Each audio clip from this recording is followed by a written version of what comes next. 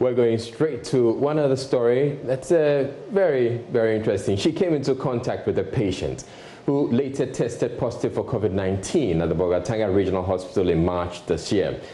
And after exhibiting symptoms of the disease, head of the neonatal intensive care unit of the hospital, Dr. Gillian Bogie, had to be airlifted to the Kolebu Teaching Hospital for critical care. 20 days after hospitalization, she has now tested negative twice and been discharged. Dr. Bogie has been speaking exclusively to my colleague Komladom as part of a yet-to-be-aired documentary. She shares a near-death experience in this excerpt.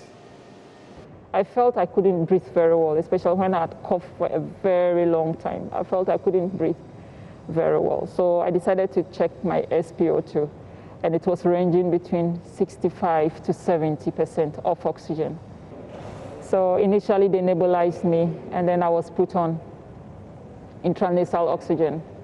The ambulance came, took me to the airstrip, and then I was airlifted to Tamale, where another flight was ready with the team waiting for me. And then I was brought to Kotoka, where there was another ambulance waiting for me. And I was brought to the medical ICU, Kolebu Teaching Hospital. Do you remember anything that happened to you when you got to the ICU, medical ICU at Kolebu? Yes, I do remember. One thing I didn't tell you was when I started desaturating, I started writing down messages from my family.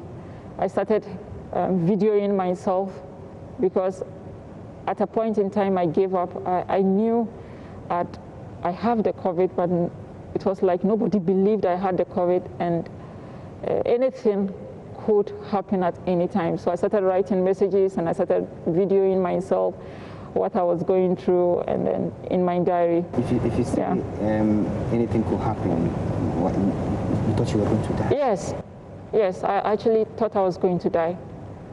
Yeah, that was what was running through. So I would just sit down and then ask myself, so what next?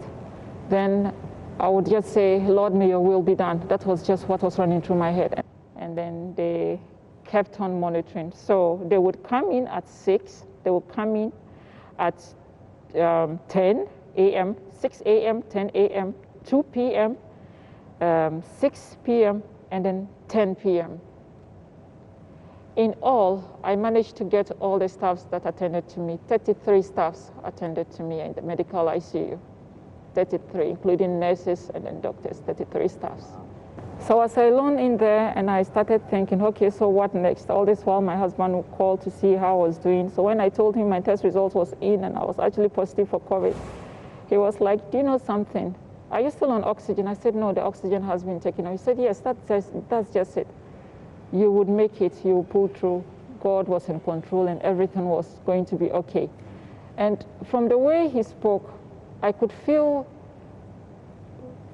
I know him, I could feel he was crying, but he never, I would always see him on video when he's talking.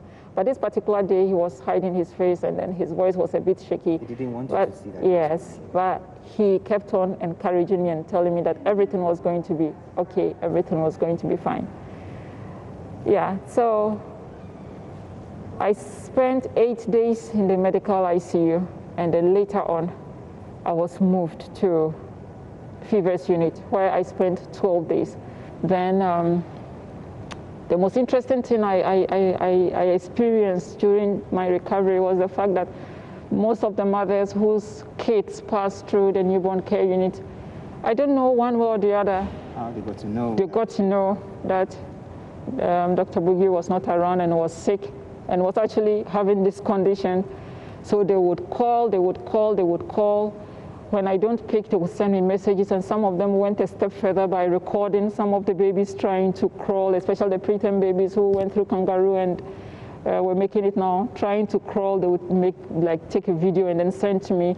And some of them also trying to talk, trying to tell me that, Dr. Bogie, I love you, but it wasn't that clear.